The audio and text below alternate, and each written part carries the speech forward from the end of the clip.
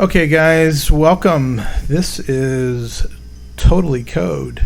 So look, we're going to talk about a bunch of things about coding, but this is not really technical. We're not going to tell you how to program, but we're going to just talk about history of code, where code's been, where's it come from, where's it going, how's it change our life, some famous people that have written some really cool stuff, and then maybe later on we'll talk about things like the space program and race cars with code.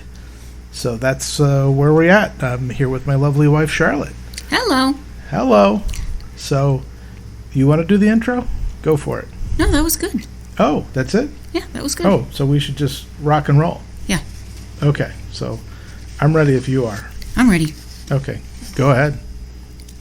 So, Bob, what would you like to talk about today for our first podcast? Oh, come on. I was going to rely on you to do that. Really? Yes. Give me a hint. Hello, world. Hello, world. Right. Isn't that one of your favorite things? Well, can I tell my little story right now? Of course you can tell your story. So I was sitting with an employee watching over him as he was teaching a child some programming. I believe it was in Python, this particular class. And they started with the first thing that they did was print in quotes or semicolons or something like that, "Hello, world." And I thought, boy, that's kind of catchy. Little did I know that everyone prints "Hello, world." That's right. So I did a little research on this, and I wrote some notes. I can't remember all this stuff, but I think you have some notes there. So it says, on those notes, it says who wrote that first, right? Yeah, it does. Back in 1974 at Bell Labs. Right. Does it give a name? Brian Kinahan. There you go, everybody. Brian Kinahan, Bell Labs. A Canadian computer scientist. There you go. See, isn't this fun? I guess so. Okay. A little nerve-wracking. Well, let's just talk about Hello World for a second. I mean, you know what? If you're inside computer science, I mean, you see this all the time. But if you're outside, you probably haven't even heard of it. But this is kind of the go-to first thing you write. So when you start a new language and you want to test the language, just make sure you kind of get your bearings. You're gonna find the output command, and you're gonna find the text and write "Hello World." So, what language was the first language this "Hello World" was written in? Oh, geez. Do you have some notes that I don't have over there? So I'm gonna guess. Well, I think it was programming in C. It was C. Yeah. I did a little research on C. Why is it called C? And then there was a language before C. What do you think that was called? Well, I found out B. B. Like, that lacks real creativity. Right, that's how we end up with C. I was going to ask you, like, what did C stand for? And obviously all it stands for is the follow-up of B. Right, and then before B was not really A, but was assembly language. So, okay. That's kind of where it all starts. So we can bore you to death talking about different kinds of languages. We might save that for another episode, so we'll warn you ahead of time. Do you remember who wrote in the language of B? You know what? I did this research. I just don't remember who. Dennis Ritchie. Okay, so he's very famous. So he wrote, not only did he write B, he wrote C.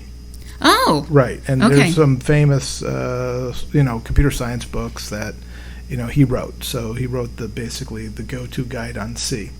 So, and then you ended up with C++, right? That one I've heard of. So we've gotten really creative here, right? Okay, well, let's go back a little bit. You want to go back? Yeah, just let's talk a little bit about what is code. Okay. I mean, we've talked about languages, right? But what's code? Well, I'm not really sure where we're going with this because I know I did prepare some stuff that you're kind of prompting me with, but what is code? So you want to prompt me? Well, code is what controls a computer. Okay, you got it. So basically, maybe you would talk about a little bit about what a computer is, what a function is, talk about a processor, a hard drive, network, screen, memory. I mean, all this I'm reading because I don't know any of this, so enlighten me.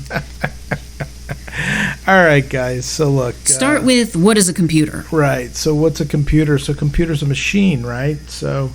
But the important thing about a computer is it's called a general processing machine because it can do almost anything. Now, it can't do things like robotic stuff. I mean, it can control robotics, but you can make that general processor do any number of things. So, like for example, it can be a calculator, but a calculator can only do one thing.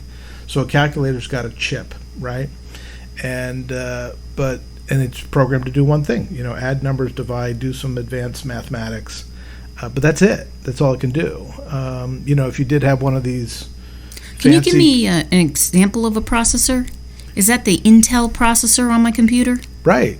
So today they have more than just the Intel, but the Intel is the go-to processor, right? So, you do have AMD chips, but, we're kind of dancing around here. I mean, to answer your question, what's a computer? So it's a processor. So the processor takes instructions and performs manipulation on data. So that's really what it does. But it can't do it all by itself. The processor is just one thing. Is that where the hard drive comes in? Well, that's where memory is, right? So hard drive is a type of memory. Okay. Right? Hard drive is permanent memory, right? Permanent to an extent. We call it persistent, right? So it's not going to go away. On board the computer, you have random access memory, which is temporary, right? So the computer needs to have data somewhere, and where it's going to always get its data is from the RAM, the random access memory. So the processor works very closely with the random access memory, and there are things called buses that run back and forth and get the memory for the processor. Okay, and how does the network play into all this? Is there more than one computer with a network, or is it one network, one computer, one network? How does that all work?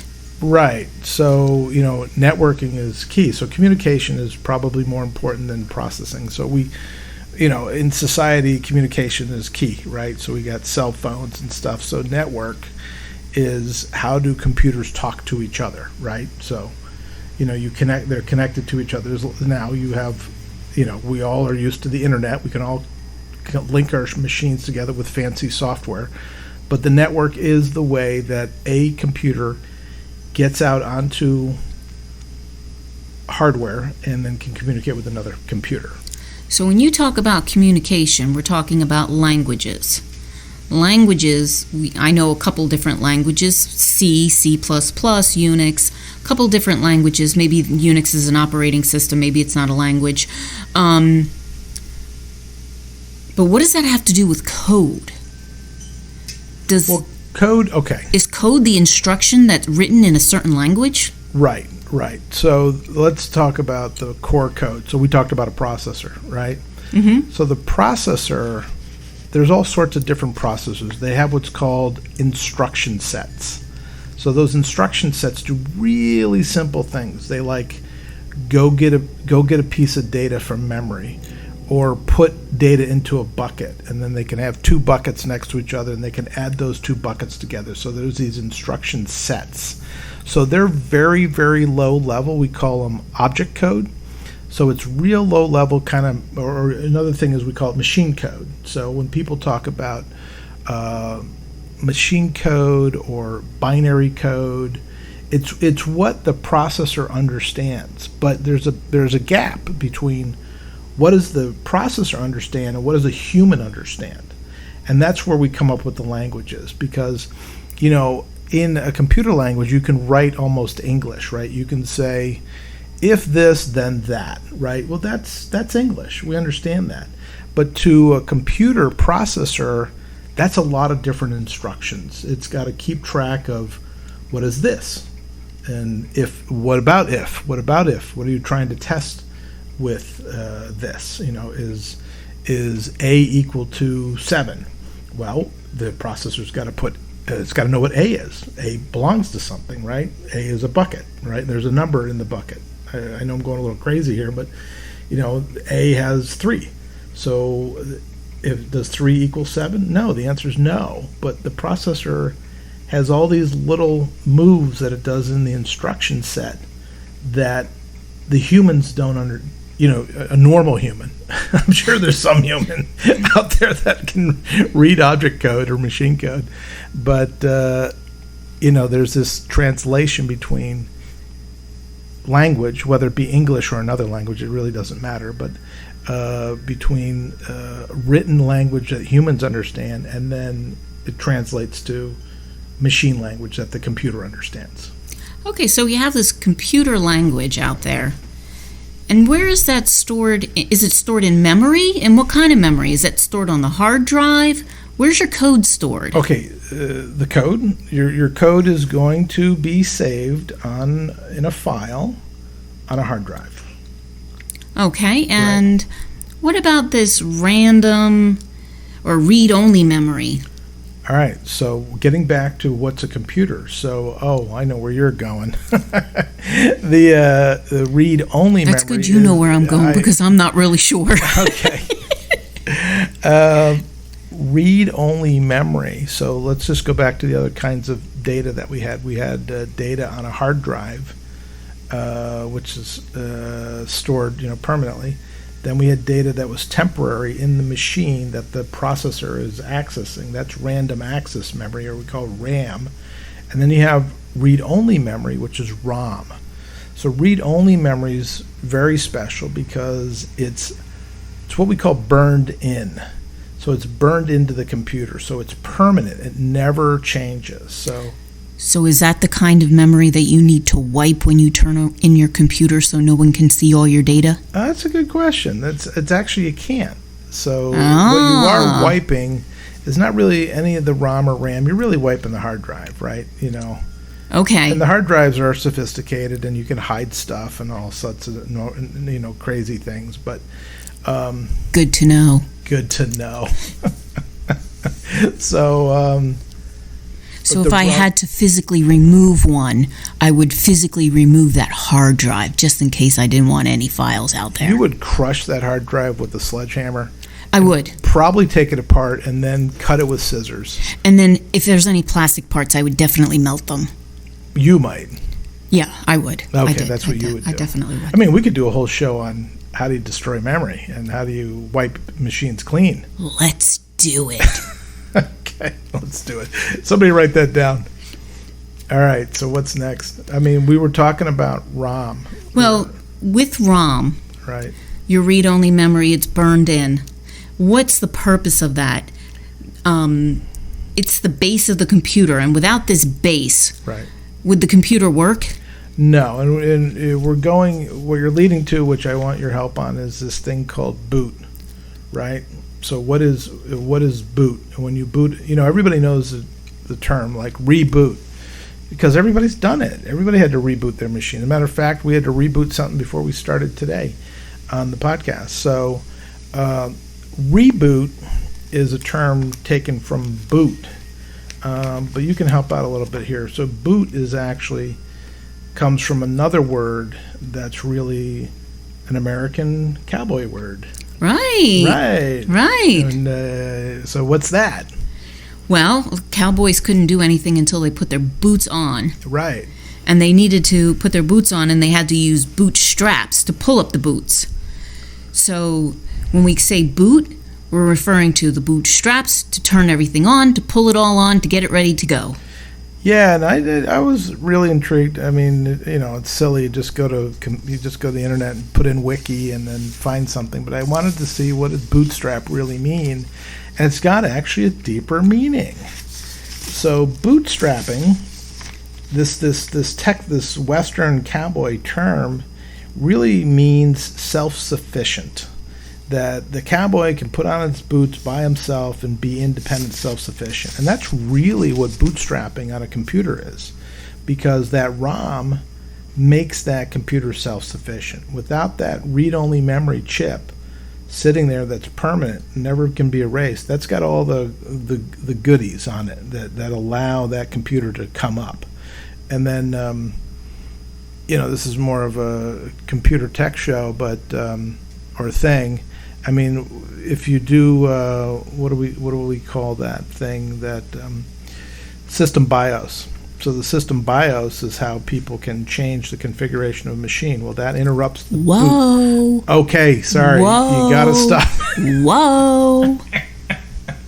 Let's go back to the basics. All right, go back.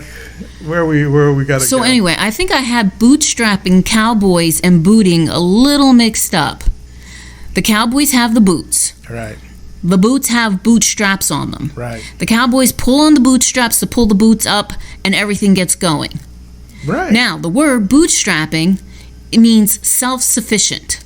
So relating that to the computer is self-sufficient. You press the button, you pull the bootstrap up, and it starts. Right. You Mama, you got it. Okay, I got it. All right. So we're done with that topic. Yep, next. Next. Okay, let's move on. So what does code look like? Well, it depends what you're talking about. Like, I know a little bit about Scratch, which is blocks, and then I've seen words all strung together, and the syntax has to be correct. Right. So why is there I guess it's all different languages have all different uses of how they produce their code. Right. Is that true? Can you tell me a little bit about that? Well, yeah, there's lots of different... Have I gotten too deep? No, that's fine. There's lots of different languages. I'm just thinking here which direction to go. There's simple ones that they all have trade-offs, right? They all have benefits. Like, for example, this Scratch that you're talking about. So just for some context, Scratch is a kid language that comes out of MIT, and it's open source. Well, you don't have to worry about what you just said, which was syntax. So syntax is like getting the words right, like in English, like spelling, like, it's got to be the word's got to be spelled right. Capitalization matters. Okay. Sure. Punctuation matters. That's syntax, right. And in Scratch, all you have to do is make sure those little blocks fit together, like they snap together like a Lego. Yeah, for anybody who hasn't seen Scratch, Scratch is a graphical kind of drag and drop language where you can't make any syntax mistakes. I mean, you can make programming mistakes, but you can't make any syntax mistakes. So it's really great for kids. I mean, they don't have to they can do this without even knowing how to type. Cool. Right. Yeah, it's very easy. I love it. Right. But you were asking, what is code? What is code? Okay. But can we go back a second? What? I'm a little confused with what's the operating system and what the processor is. Oh, good question. Good question. So I think that's a little bit more about the computer, so maybe we go back a little bit more about the computer. Well, yeah, I mean, the processor is a piece of hardware that, again, to go back to what we said, understands machine code. Again, you have a language. One thing we didn't talk about is compiler. A compiler is just not a simple word, but it's a word that means changing the English-like program into machine code. So it gets converted. So it's more like a converter, right? So you need to have the code converted, and then so that's the first thing you do. You write the code, then it gets converted, and then eventually that processor is going to be able to understand it. But now you're bringing up this thing called the operating system. Yeah, I'm a little confused. Yeah, what's the difference? So the difference is... Like, what does the operating system do? I thought the processor was the operating system. Good question. So think of the processor as a dedicated piece of hardware. And think of the operating system as a traffic cop. And many computers have many things going on at the same time. Lots of windows opened at once. I'm guilty. There you go. Very guilty. All right. So, I haven't found a limit yet. Oh, good for you. I know. You're lucky. We have all these fancy computers now. I mean, the computing power we have today is amazing, and you've got these multi-processors that multiple cores that are all running at the same time. But let's just say, And those are sophisticated operating systems that, which you have on your desktop. But to make it straightforward, if you had what we call a single-threaded operating system, which means only one thing can happen at a time, you have to have like a traffic cop or an adult in the room that decides which piece of code is going to be running, right? And then so everybody wants to run, right? But guess what? We can't all run at the same time. That's right. And that's what the operating system does. Operating system That's does even many, if they allow running. Right, if you're allowed to run. Oh. In the building, of course. Oh, no running in the building. So let's say something's running and it's a browser, right? And then all of a sudden somebody else wants to run. Maybe there's a piece of code that's listening to the network that wants to run on that processor. Well, the operating system is the traffic cop that says, okay, hold your horses, Mr. Browser. You're going to wait for a second, and we're going to swap everything out, and then we're going to swap in the network guy, girl, whatever, and they're going to run. And so the operating system does this swapping in and out of code, right? And then it gives everybody takes turns. And we can do a whole nother show on operating systems. If you want to do that. I think that's a good idea. What's the most popular operating system? Well, you know what it is. I do know. Humor me. Well, why? Okay. Why? So Windows. Windows is the most popular operating system out there. Sure, of course. Right. How did it become so big, so popular? Or is that a whole podcast in itself also? Yeah, I mean, the history of computing is pretty interesting, but I mean, that's the Bill Gates story, right? So how did Microsoft take over the world? And then you have people that study that in grad school for their MBA as a case study. You know, how did Microsoft do this? But I don't know the answer. So another podcast. Well, come back to us with the answer on another day. Yeah, why? Do you have something there that I'm supposed to know? Nope.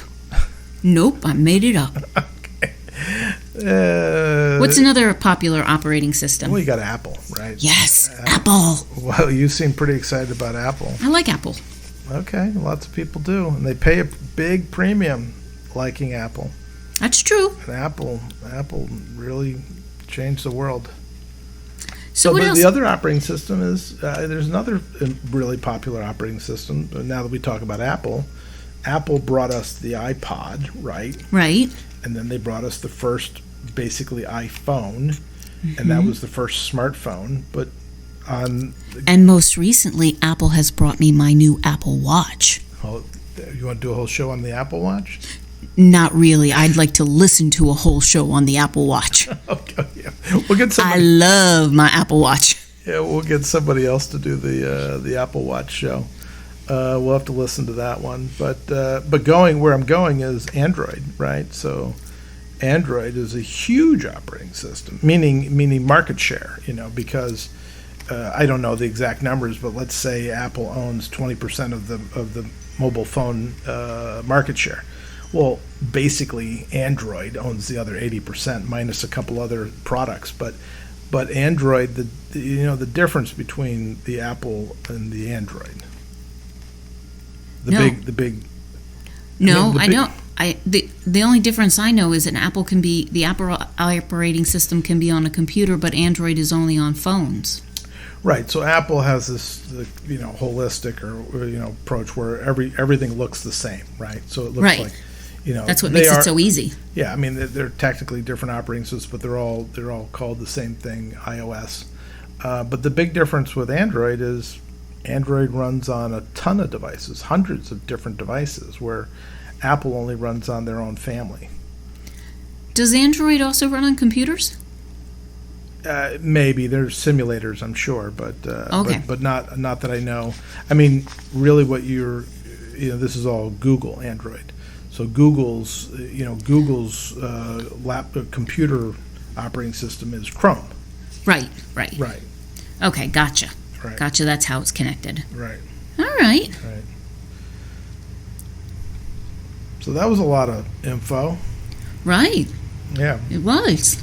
So, what are you thinking now? Have we exhausted our? Well, we talked about the computer. We talked a little bit about code. We talked a little bit about languages. We talked a little bit about the processors, the operating system. What about external devices? Oh, you know what the name is for an external device? An external device? There you go. Peripheral. I can't even say it. Peripheral. I don't even think I could spell it either. That would be a good spelling bee word. Peripheral. Yeah, it would be. Right. Yeah, a peripheral sure. is anything. It's a printer, a network. Hey Siri, how do you spell peripheral? Yeah, that's your go-to, right? Yeah. Your answer. So, good question. Peripherals are what are external devices? Printers, and there's tons of things. We were going to talk about coding. We keep getting kind of distracted on these hardware things, but I guess it's all important. It's all related. Yeah, for our first podcast, sure. Well, You got to get down the basics.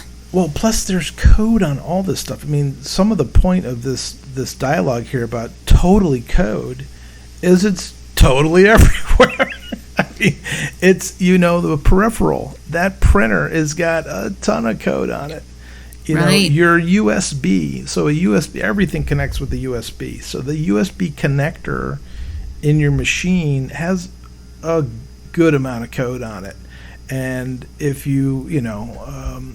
I bring it up because it's universal. It's the universal serial bus, right? So it's. I didn't know that. Yeah, the USB. All these acronyms actually have words with them. I did know that. I just didn't know what they were. Right, and so that's the tricky thing with anywhere you are, these acronyms. Sure. Right? But USB is. I love when people just talk in acronyms. And you're like writing them all down like, oh, I now know shorthand. When really, I don't know nothing. Exactly. Well, you sound like you know a lot. So, but the universal serial bus, I bring it up because it's used for everything. We're using it today for our microphones. And it originates from I believe a 9-pin, I think it was a 9-pin cable that was called the serial cable. And then I had friends of mine I worked with that would write the drivers for the serial bus for dedicated applications. So that serial bus it's got a long history. You could do a whole nother show on the USB. That'd be good. Yeah. Because who doesn't know about a USB? Right. So it's called the Universal Serial Bus. Right. Gotcha. Okay. Right. So that's a lot of stuff. I don't know. Not bad for our first go at it. No, not at all. Did you have other questions or kind of had anything you wanted to kind of wrap up with? No, I think we had a great podcast for our first day out. For our Hello World. Yeah, this is our Hello World episode. So I think with that, what would you say? I'd like to thank our audience for listening today to Totally Code. Totally Code. And I'm going to say, goodbye, world. Goodbye.